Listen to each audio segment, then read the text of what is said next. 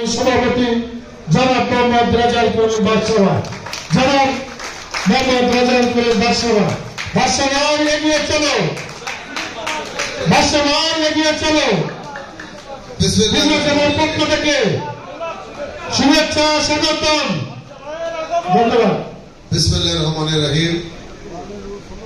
বাংলাদেশ পুস্তক প্রকাশক ও বিক্রেতা সমিতি খুলনা জেলা শাখা বার্ষিক সাধারণ সভার সম্মানিত সভাপতি,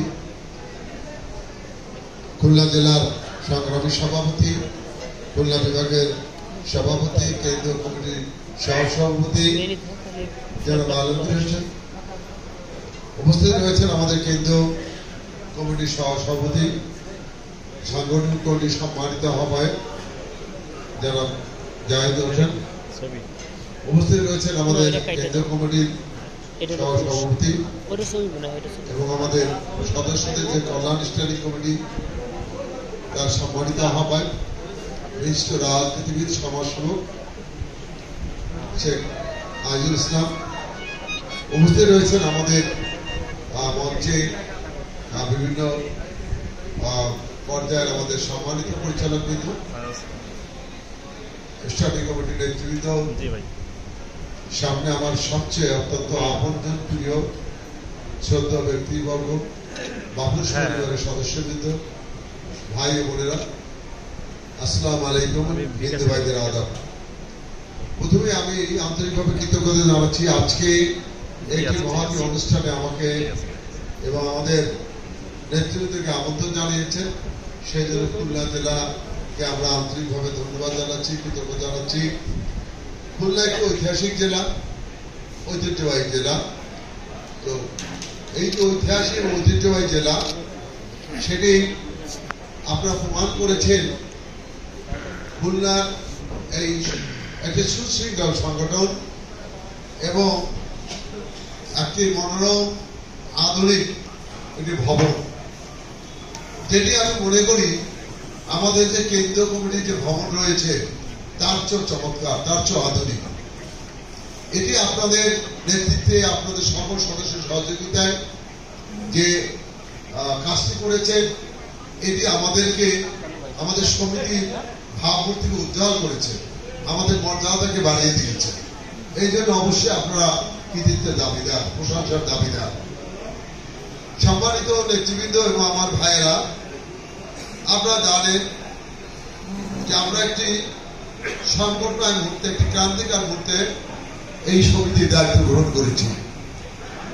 দীর্ঘদিন যারা এই সমিতির দায়িত্ব পালন করেছেন, আগস্ট বিপ্লবের পর, পরিবর্তনের পর, ছাত্র জনতার অভ্যুত্থানের পরে,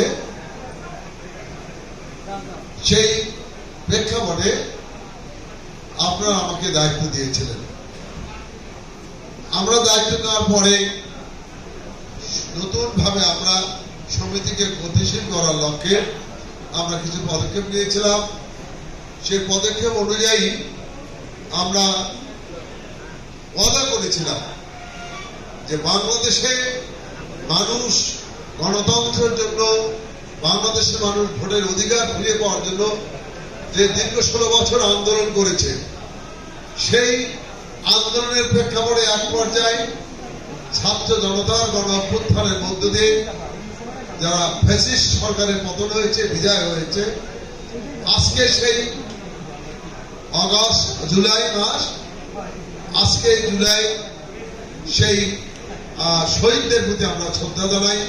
এবং আজকে শহীদ, যিনি প্রথম শহীদ হয়েছেন রংপুরের সেই বীর যোদ্ধা আবু সাইদ, যাকে কেন্দ্র করেই আজকে ফ্যাসিস্ট সরকারের পতন হয়েছে, আমি তার শ্রদ্ধা জানাই এবং সকল শহীদদের প্রতি শ্রদ্ধা জানিয়ে যেটি বলতে চাই, সেই গণতন্ত্র, কাঙ্ক্ষিত গণতন্ত্র এবং কাঙ্ক্ষিত গণতন্ত্রের ভোটাধিকার প্রয়োগ এবং ভোটার অধিকার ফিরিয়ে দেওয়ার লক্ষ্যে আমরা আমাদের বাপুস পরিবারকে আমরা বলেছিলাম আমরা এখানে গণতন্ত্র ফিরিয়ে দিতে চাই, ভোটের অধিকার ফিরিয়ে দিতে চাই।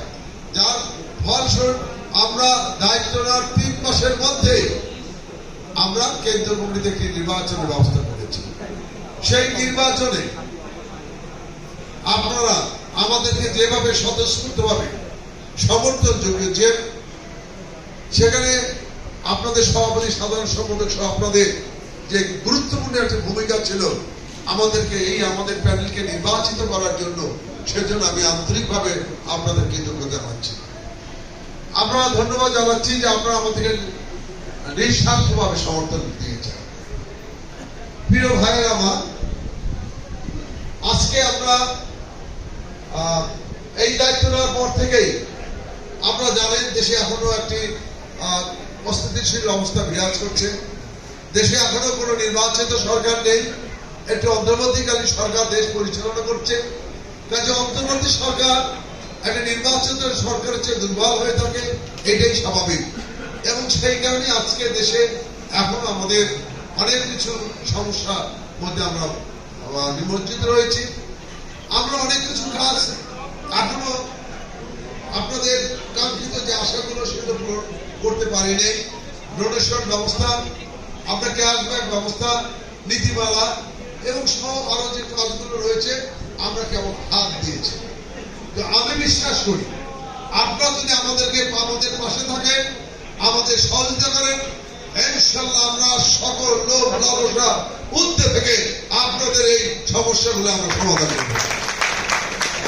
যে কথাটি বলতে চাই যে আজকে যাদের বিরুদ্ধে ক্ষোভ, যাদের কথা বলছেন, আমার নেতৃত্বে একটি প্যানেল আমরা দিয়েছি আপনাদের মাঝে। সেখানে সেই প্যানেলে আমাদের 39 জনের মধ্যে 38 জনকে আপনারা বিজয় করেছেন। কিন্তু আমি প্যানেল প্রধান হওয়ার পর